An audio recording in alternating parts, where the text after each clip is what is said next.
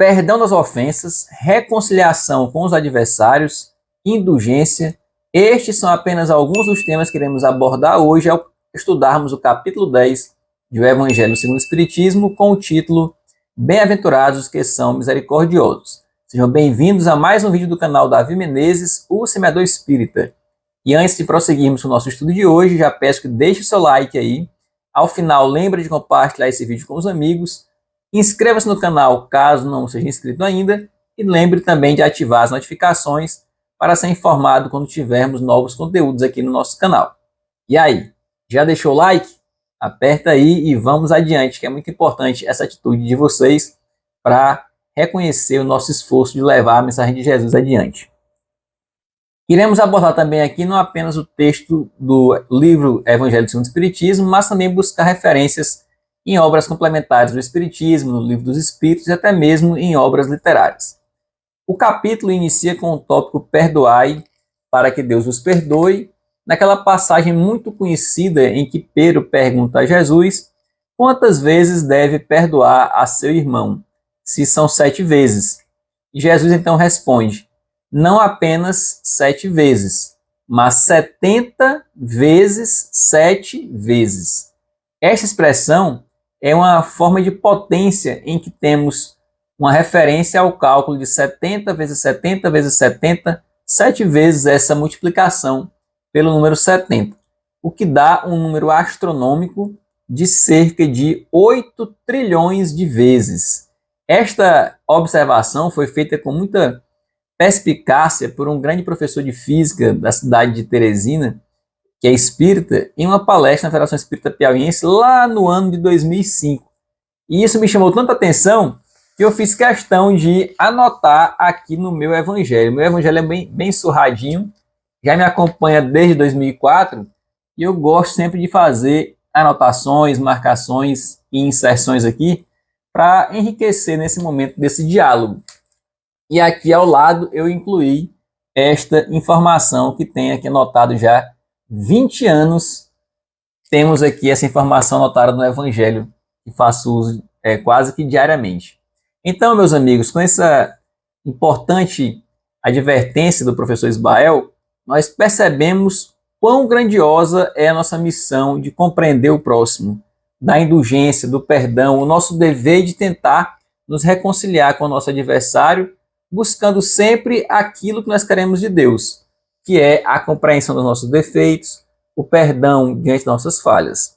E aqui fala o seguinte, a misericórdia é o complemento da brandura, porquanto aquele que não for misericordioso não poderá ser brando e pacífico. Veja só que logo no início do capítulo 10, está retomando o assunto do capítulo anterior. Por falar nisso, já comentamos também este capítulo 9, vou deixar para vocês aqui linkado o vídeo em que eu comento o capítulo 9, e ele faz parte de um conjunto de vídeos que estou produzindo, e temos também uma playlist, vou deixar também o link aqui da playlist para vocês acessarem, que tem já todos os vídeos que produzimos sobre o Evangelho segundo o Espiritismo. Vou deixar também ao final do vídeo para você ter acesso a esse conteúdo, caso não tenha assistido ainda. Então, são assuntos e sentimentos conectos, a brandura, a pacificação e a mansidão e a misericórdia. Então, quando nós buscamos aprimorar esses sentimentos, temos que sempre manter esse esforço constante, porque fala aqui adiante, o esquecimento das ofensas é próprio da alma elevada, que paira acima dos golpes que lhe possam desferir. Então, já se pressupõe que a alma elevada tenha necessitado realizar um grande esforço para alcançar essa elevação, pois nós sabemos que é muito difícil conseguirmos superar qualquer tipo de limitação, de defeito no nosso dia a dia. O problema maior é para aqueles que são endurecidos no sentimento do ódio, do rancor, do ressentimento. Então, os espíritos, através de Kardec, dizem o seguinte, ai daquele que diz nunca perdoarei. Esse, se não for condenado pelos homens, sê-lo-á por Deus. Com que direito reclamaria ele o perdão de suas próprias faltas, se não perdoa dos outros? Então, meus amigos, é aquele princípio básico. Se nós queremos o perdão de Deus para nossas ofensas, precisamos inicialmente ter essa capacidade de compreensão e de perdão para as ofensas do próximo conosco. Fácil, ninguém disse que é, mas é justamente para isso que estamos aqui, para no esforço constante buscarmos a nossa evolução, tanto com a capacidade intelectual como moral. Os espíritos também destacam que há duas maneiras bem diferentes de perdoar.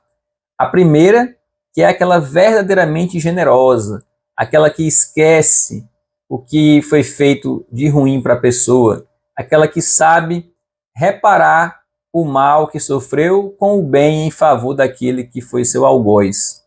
Por outro lado, tem uma segunda forma de perdão, que é o perdão aparente, o perdão apenas da boca para fora, que impõe ao ser, entre aspas, perdoado, uma condição humilhante. É aquele que se coloca acima do seu algoz na condição de estar ali fazendo uma grande bondade ao perdoá-lo. E quem age assim, age muito mais motivado pelo orgulho do que verdadeiramente pelo sentimento de compaixão. No tópico seguinte, vamos encontrar o tema reconciliação com os adversários. E encontraremos outra passagem muito mencionada nas palestras, nas reflexões bíblicas, que é a questão de buscar se reconciliar com o adversário antes que ele nos entregue ao oficial de justiça, o oficial de justiça nos leve à presença do juiz e venhamos a ser encarcerados. E os espíritos destacam o seguinte: na prática do perdão, como em geral na do bem, não há somente um efeito moral, há também um efeito material. E que efeito material seria esse que resultaria da prática do perdão ou da negativa na prática do perdão? O efeito moral é lógico, isso é relacionado com a ética, com a bondade, com a capacidade de ter compaixão para com o próximo. Mas como isso pode nos beneficiar materialmente? E aqui no Evangelho fala que quando nós conseguimos buscar o perdão ou dar o perdão, conforme o caso, nós colocamos fim a relações negativas, relações de perseguição, que podem perdurar até mesmo após o desencarne, até mesmo estando um no mundo espiritual e outro no mundo material. Daí porque é um engano achar que quando o nosso inimigo, o nosso adversário falece, estamos livres da sua perseguição. Ao contrário, muitas vezes cultivamos um inimigo ainda mais persistente na sua perseguição, porque lá no mundo espiritual ele está vendo o que estamos fazendo aqui e nós não conseguimos impor barreiras físicas a essa perseguição. Enquanto na Terra nós podemos nos proteger dentro das nossas casas, com cercas elétricas, vigilantes, cães de guarda. Porém, quando estamos em dimensões diferentes, um no mundo material e outro no espiritual, só o que pode nos proteger são as nossas orações e a prática no bem. Por isso Jesus dizia sempre: orai e vigiai para não cairdes em tentação. E aqui fala o seguinte: o obsidiado e o possesso são, pois, quase sempre vítimas de uma vingança, cujo motivo se encontra em existência anterior, e a qual o que a sofre deu lugar pelo seu proceder. Veja só, no livro Grilhões Partidos, do espírito Manuel Filomeno de Miranda, através do médium Divaldo Franco, nós encontramos uma história muito interessante, um livro excelente, recomendo a leitura. E se você já leu, comenta aí embaixo o que você acha desse livro, ou quais livros também está lendo, para nós podermos trocar aqui uma ideia após o encerramento do vídeo, nos comentários também, enriquecendo o debate.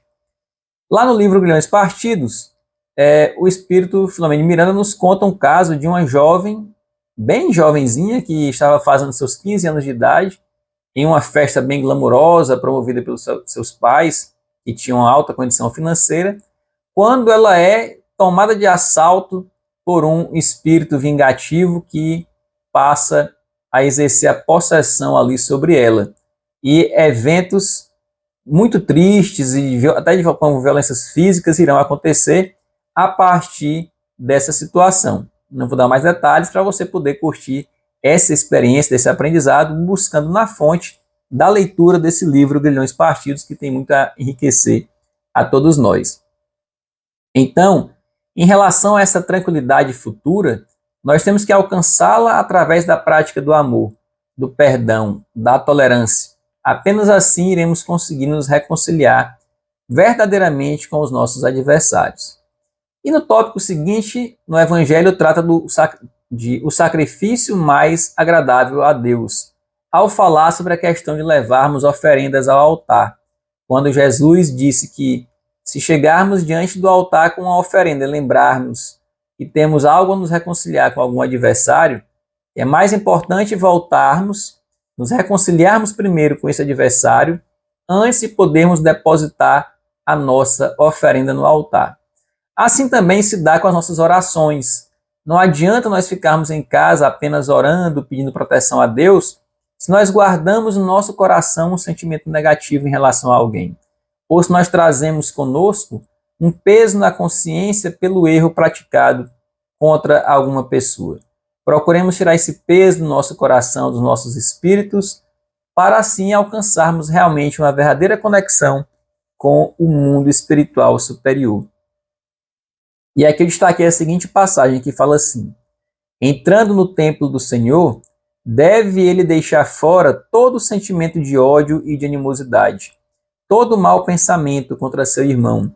Só então os anjos levarão sua prece aos pés do Eterno. Então, meus amigos, para que a nossa prece alcance uma sintonia adequada, chegue a uma vibração capaz de sintonizar os espíritos superiores e se levar a Deus, é necessário que nós estejamos leves espiritualmente, sem sentimentos negativos no nosso coração. No tópico seguinte, iremos encontrar a passagem que Jesus fala que é mais fácil vermos uma trave, um cisco no olho do nosso adversário do que uma trave em nosso próprio olho. E aqui eu lembro de um trechozinho que eu anotei também no meu evangelho, de uma obra de Casimiro Cunha chamada Antologia dos Imortais, psicografada do Espírito Casimiro Cunha através do médium Chico Xavier.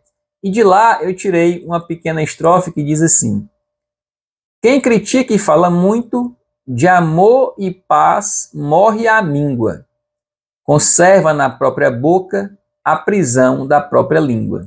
Ou seja, tenhamos cuidado com essa serpente que trazemos na nossa boca, que é a nossa língua. Pode ser bem peçonhenta quando não temos cuidado com o que falamos, com o que perguntamos, com os assuntos que passamos adiante. Então mantenhamos nossa línguazinha guardada para evitarmos nos comprometer em situações de críticas e de ofensas ao próximo.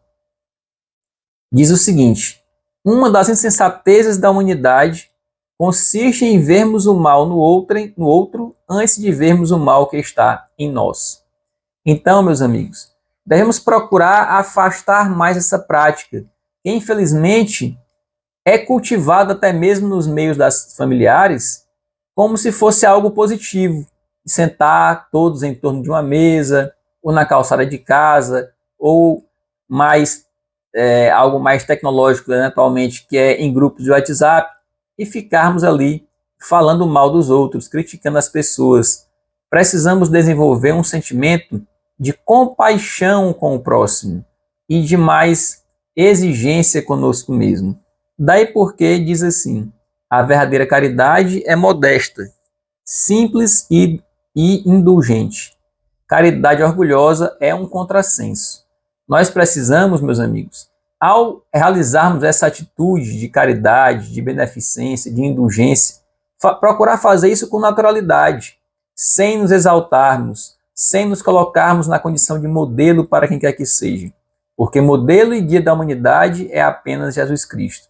Todos nós temos nossas falhas, nossas limitações, e por isso mesmo temos que buscar a capacidade de compreender as falhas do próximo também. No tópico seguinte, temos a passagem que fala: não julgueis para não seres julgados. Atire a primeira pedra àquele que estiver sem pecado. Aqui iremos encontrar o momento em que é levada a mulher adúltera à presença de Jesus e várias pessoas estão querendo apedrejá-la pela sua traição. Porém, ao ser indagado, Jesus diz: Atire a primeira pedra aquele que estivesse em pecado. Humberto de Campos, em um dos seus contos, através da psicografia de Chico Xavier, relata que nesse momento em que Jesus estava ali cabisbaixo e riscando no chão, ele estava escrevendo os defeitos, os vícios de muitos daqueles que estavam ali querendo apedrejar a mulher adúltera. Cobiça, vaidade, orgulho, inveja. E aquelas pessoas iam identificando os seus defeitos escritos no chão e diante da presença luminosa de Jesus, que era capaz de desnudar todas as máscaras que estavam afiveladas aos rostos daqueles perseguidores, acabavam por largar suas pedras e voltar para trás. Aqui no Evangelho diz o seguinte: antes de profligarmos a alguém uma falta, vejamos se a mesma censura não pode ser feita a nós mesmos. A autoridade para censurar está na razão direta da autoridade moral daquele que censura. Tornar-se alguém culpado daquilo que condena noutrem é abdicar dessa autoridade e privar-se do direito de repressão. Aqui eu sempre me lembro de uma passagem em relação a Mahatma Gandhi. Conta-se que certa vez uma senhora levou para falar com o Gandhi uma criança que era sua filha dessa senhora. E essa criança era muito viciada em doce, em açúcar. Mas, apesar de ser uma criança pequena ainda, esta mulher sabia que a criança já entendia a relevância, a importância da figura de Gandhi. E imaginou que se Gandhi desse um conselho à criança, a criança talvez fosse segui-lo. Então, diante de Gandhi, a mulher pediu a ele: Mahatma, eu queria que o senhor falasse com meu filho que está ali um pouco afastado. Dei conselho a eles para ele parar de consumir coisas doces, que são muito prejudiciais, já fez de tudo e ele não para. E Gandhi então olhou para aquela mulher e disse: tudo bem, senhora, mas volte daqui a 30 dias com ela, por favor. A mulher ficou um pouco estranhando aquela situação. Gandhi estava ali, poderia falar logo, mas por que voltar daqui a 30 dias? Porém, não foi teimar com Gandhi e foi embora. 30 dias depois, ela retornou. Diante de Gandhi, renovou o pedido e Gandhi renovou a resposta: volte daqui a mais 30 dias. Depois de transcorridos esse segundo período de 30 dias, totalizando 60 dias, a mulher retornou mais uma vez à presença de Gandhi e pediu a ele que fizesse o que havia prometido. Gandhi, então, dessa vez, diante da mulher, conversou com seu filho e falou de todos os malefícios do açúcar. Falou que realmente, às vezes, podem ser alimentos que nos trazem uma sensação de prazer, mas o fato de trazer prazer não necessariamente é algo bom. E, como é algo prejudicial à saúde, devemos evitar. E foi dando vários conselhos para a criança. A criança ficava com os olhos ali vidrados em Gandhi, brilhando, e depois se afastou um pouco, prometendo que iria fazer de tudo para largar aquele vício. A mãe, já distante do filho, perguntou ao Gandhi. A primeira agradeceu pela sua atenção e perguntou por que ele adiou por 60 dias essa conversa tão simples. E Gandhi então respondeu: é porque nesse período de 60 dias eu estava me esforçando para deixar de comer açúcar. Ou seja, ele primeiro foi deixar de comer açúcar para depois recomendar essa conduta a essa criança. Veja só quão responsável era Gandhi com o seu modelo, com a sua palavra, porque imagina Gandhi recomendando essa criança para não comer doce e uma semana depois está sentado em um banco, em um assento de uma sorveteria, se deliciando com 3, 4 bolas de sorvete e a criança passando. Então, não teria valor algum para ela aquela recomendação. Por isso, meus amigos, lembremos sempre disso. Primeiro, vivenciemos as experiências positivas antes de buscarmos recomendá-las ao próximo. Na parte que fala das instruções dos Espíritos, vamos encontrar um foco muito grande no tópico do perdão das ofensas. E o Espírito Simeão, em Bordeaux, no ano de 1862, trouxe uma mensagem bem interessante, da qual eu extraí apenas uma frase, que diz assim, um trecho, melhor dizendo: O mérito do perdão é proporcionado à gravidade do mal. Nenhum merecimento teríeis em relevar os agravos dos vossos irmãos, desde que não passassem de simples arranhões. Nesse ponto, nós muitas vezes estamos diante de situações em que dizemos assim: eu até poderia perdoar, mas essa ofensa aí foi demais, aí já passou do meu limite. Mas é justamente na grande ofensa, na grande traição, na grande ingratidão, que nós somos testados. Como fala aqui, se fosse apenas coisas pequenas, simples arranhões, não teria tanto mérito assim.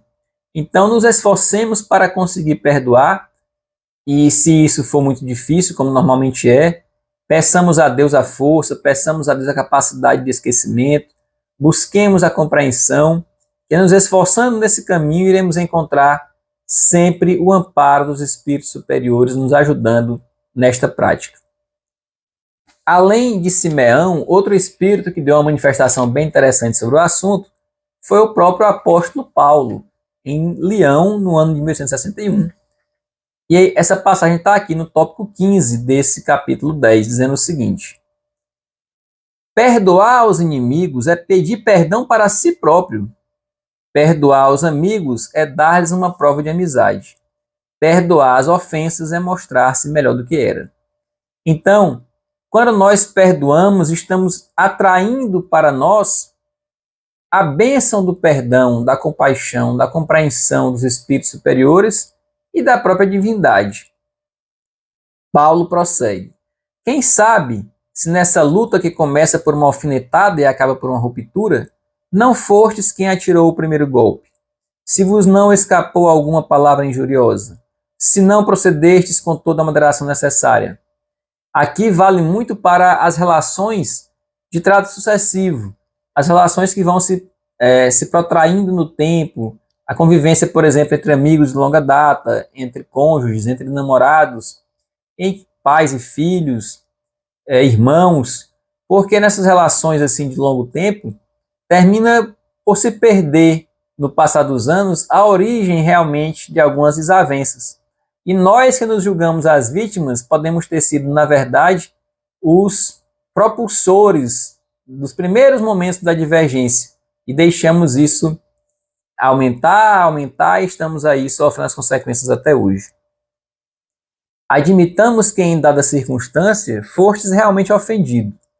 Quem dirá que não envenenastes as coisas por meio de represálias e que não fizeste degenerar-se em querela grave o que houvera podido cair facilmente no esquecimento? Então, o que ele está dizendo? Vamos imaginar que realmente você foi quem primeiro sofreu a ofensa. Mas será se você não agravou a situação com a forma como você reagiu? Será se ter feito de conta que não se importou poderia ter dado um resultado melhor? Será que você não teria como ter tido uma abordagem mais tranquila diante daquela situação?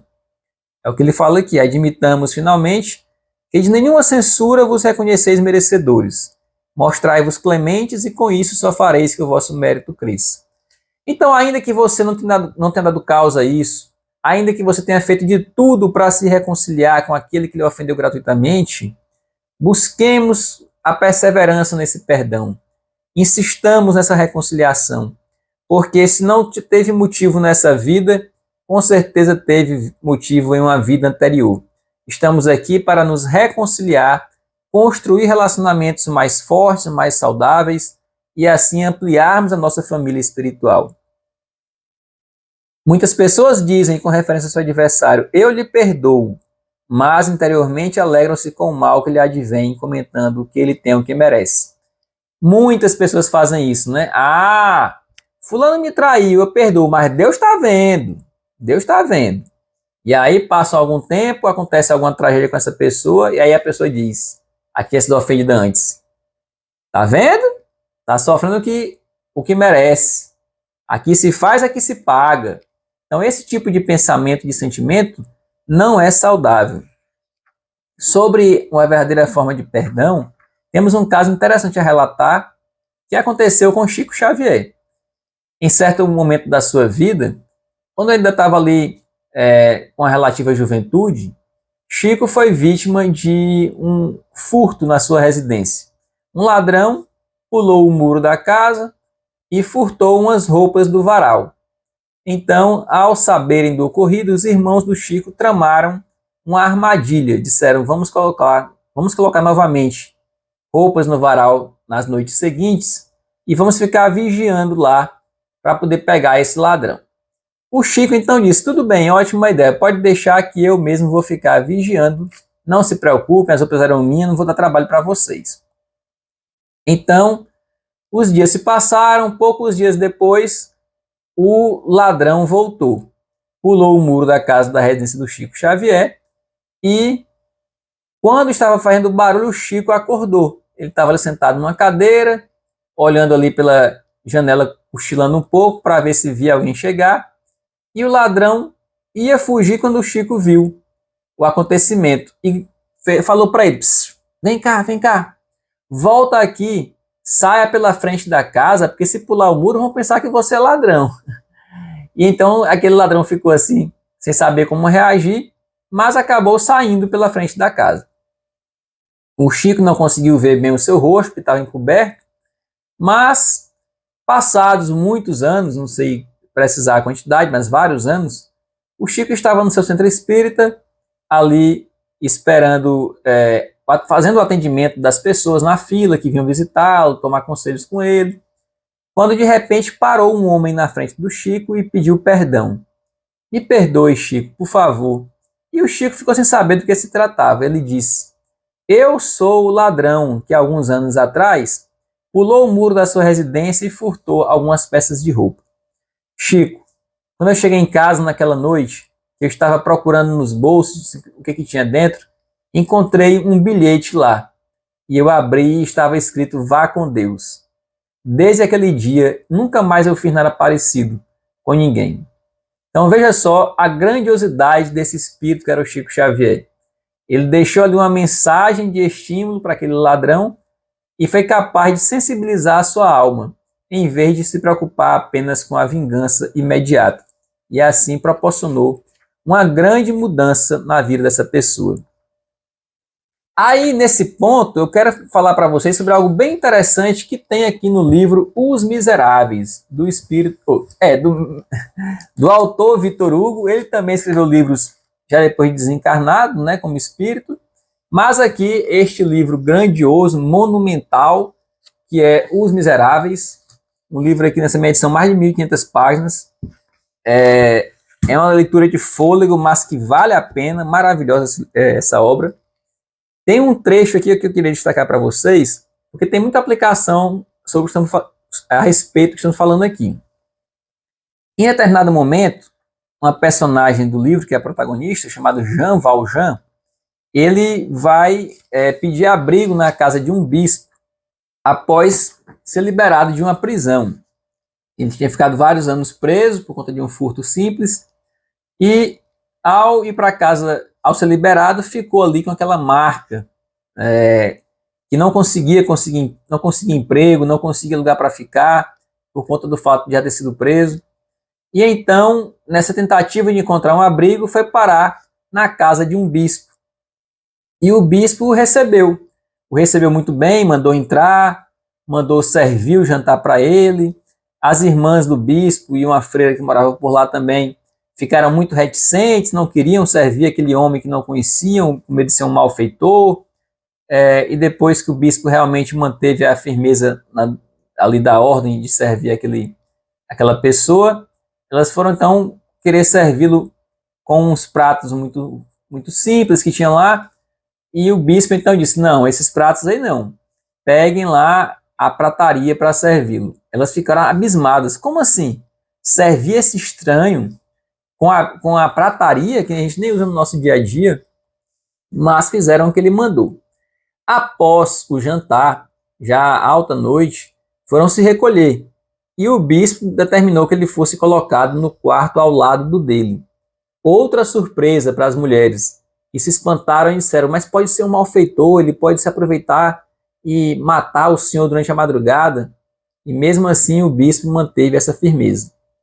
Durante a madrugada, antes de as pessoas acordarem, o Jean Valjean acordou viu ali a prataria, pegou uns talheres que tinha lá, e levou embora e fugiu da casa. Logo depois, ele foi abordado por uns policiais que o revistaram e encontraram essa prataria e viram as iniciais do bispo e o levaram de volta à presença do bispo. Quando chegaram lá, mal entraram no ambiente da casa do bispo, o bispo já foi logo dizendo: "Ah, então voltou", exclamou o bispo, olhando para Jean Valjean. "Estimo muito vê-lo, mas então, dê-lhe também os castiçais, que são de prata como o resto, com o que pode obter uns 200 francos. Por que não os levou juntamente com seus talheres?" Olha só, o bispo foi dizer para os policiais que os talheres tinham sido presenteados por ele, para aquele ladrão. E que não só os talheres, como também os castiçais que ele havia esquecido na sua residência. E aí, depois que foi liberado, Jean Valjean tremia por inteiro. Diz aqui, ó, Jean Valjean tremia inteiro. Pegou os 2 castiçais maquinalmente e com ar desvairado. E o bispo disse: "Agora, vá em paz. A propósito, quando voltar, meu amigo, não precisa passar pelo jardim. Pode sempre entrar e sair pela porta da rua. Ela está fechada apenas por uma tramela, seja de dia ou seja de noite." E voltando-se para os soldados, acrescentou: "Os senhores podem retirar-se." Os soldados afastaram-se. Jean Valjean sentiu-se como quem fosse desmaiar. O bispo aproximou-se dele e disse em voz baixa: "Não se esqueça, jamais se esqueça, de que me prometeu empregar este dinheiro para tornar-se um homem de bem." E logo depois o bispo fala: "Jean Valjean, meu irmão, lembre-se de que já não pertence ao mal, mas sim ao bem. É a sua alma que acabo de comprar. Furto-a aos maus pensamentos e ao espírito de perdição para entregá-la a Deus." Olha só que ensinamento maravilhoso.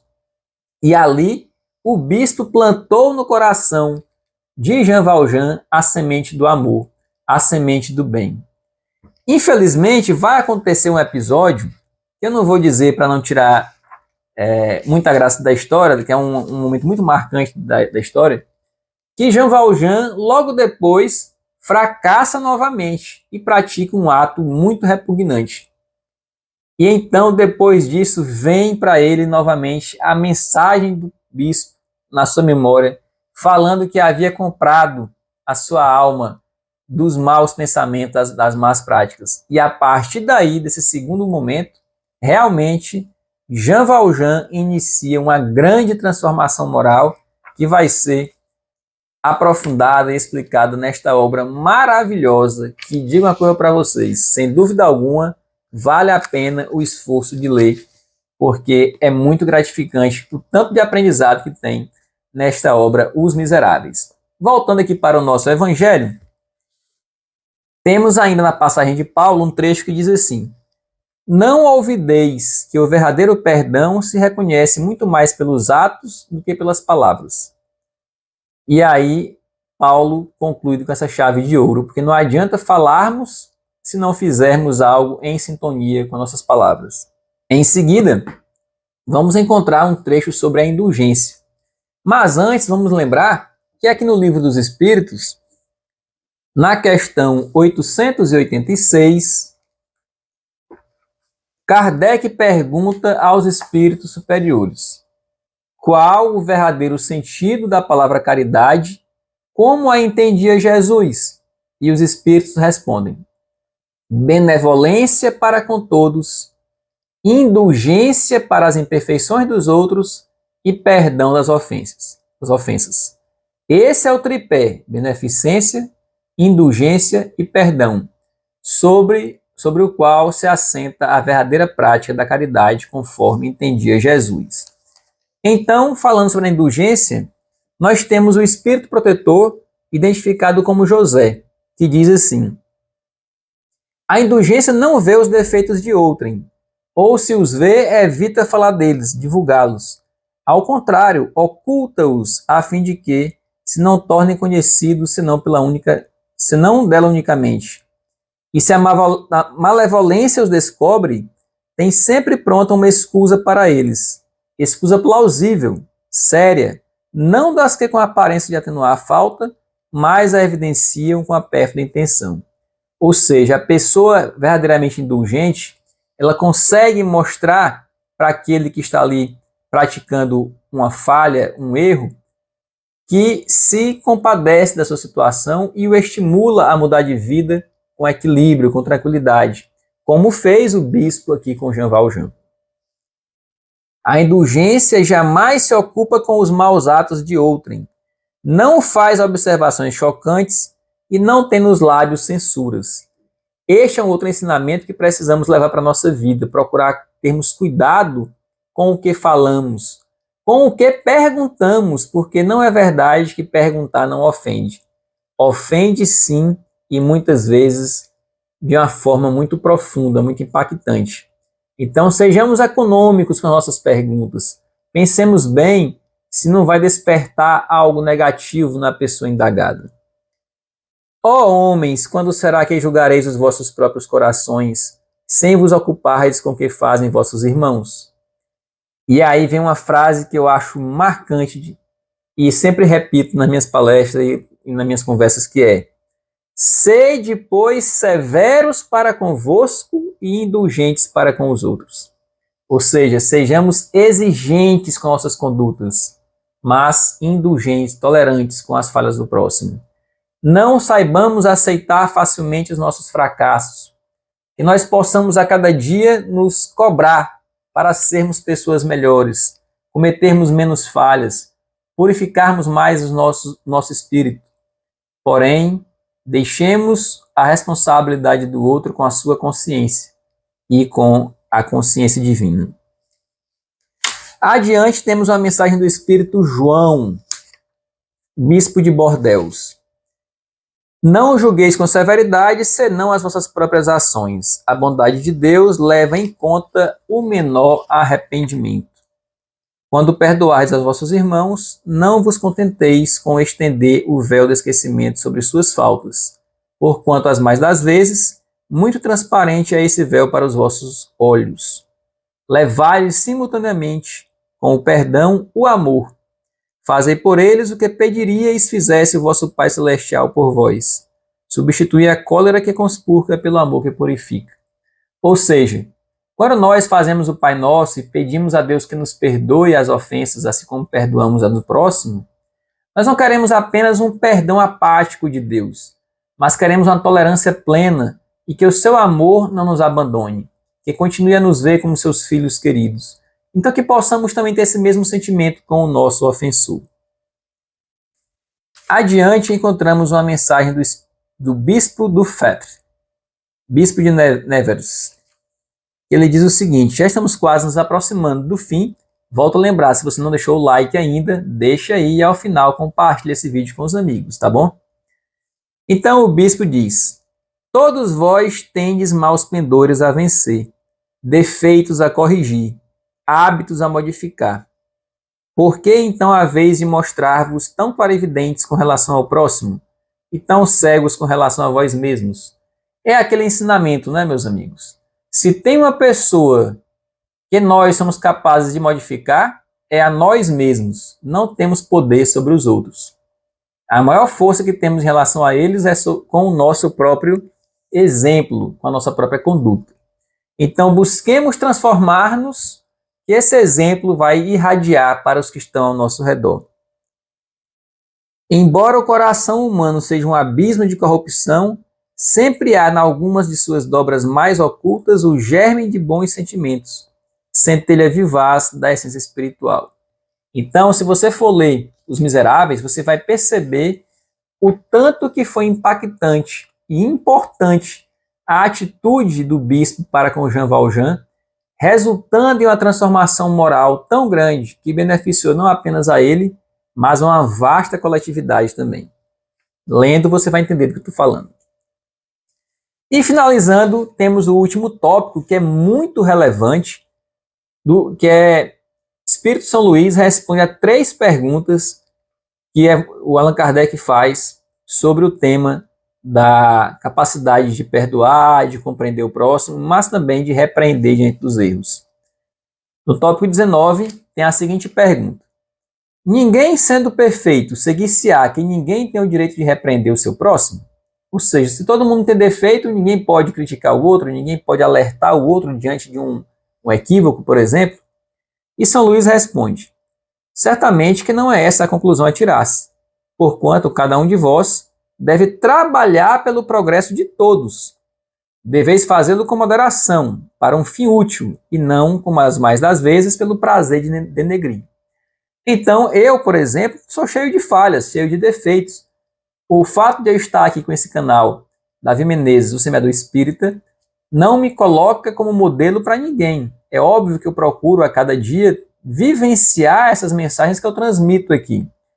Quanto mais eu falo, mais eu me cobro, mais eu tento colocar em prática, me pego lembrando no meu dia a dia de coisas que eu falei em palestras e fico pensando, eu não posso agir assim se estou falando o contrário.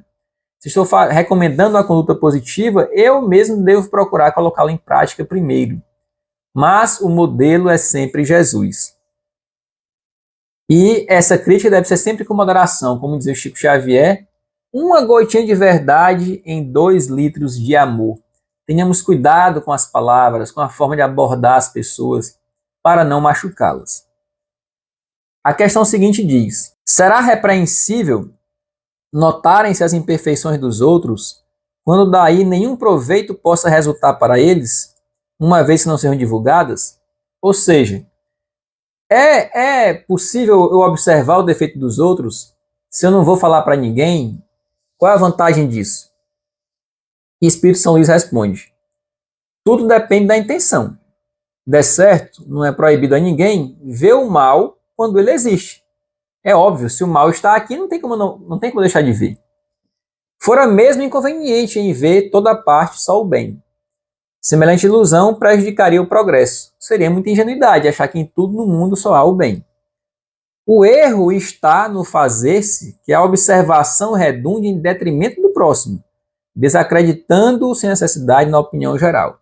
Então o errado não é você perceber o erro, mas você sair falando mal do próximo, fofocando, criticando, sem compaixão. Igualmente repreensível seria fazê-lo alguém apenas para dar expansão a um sentimento de malevolência e à satisfação de apanhar os outros em falta. Tem pessoas que adoram investigar a vida alheia para saber as suas fraquezas, os seus defeitos, os seus vícios, e aí ter aquela informação na sua mão para destilá-la como um veneno cultivado com muito cuidado para administrar no momento propício para prejudicar aquela pessoa. Então, não sejamos nós a agir dessa forma. E a última pergunta que finaliza o capítulo é: haverá casos em que convenha se desvende o mal de outrem? Porque uma coisa é perceber o mal, outra coisa também é identificar o mal. Mas diferente ainda tem alguma situação em que nós podemos divulgar o mal que alguém fez, até mesmo identificando o autor desse mal? E Espírito São Luís responde: é muito delicada essa questão, e para resolvê-la, necessário se torna apelar para a caridade bem compreendida. E qual é a caridade bem compreendida? Lembra? Livro dos Espíritos, questão 886, beneficência, indulgência e perdão das ofensas.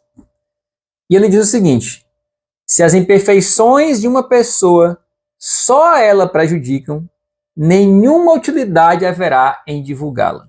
Deixa para lá, afetando só aquela pessoa. Se, porém, pode acarretar prejuízos a terceiros, deve-se atender de preferência ao interesse do maior número. Se aquela pessoa está fazendo algo ruim que prejudica a coletividade, aí sim é diferente. Segundo as circunstâncias, desmascarar a hipocrisia e a mentira pode constituir um dever, pois mais vale caia um homem do que virem muitos a ser suas vítimas. Em tal caso, deve-se pesar a soma das vantagens e dos inconvenientes.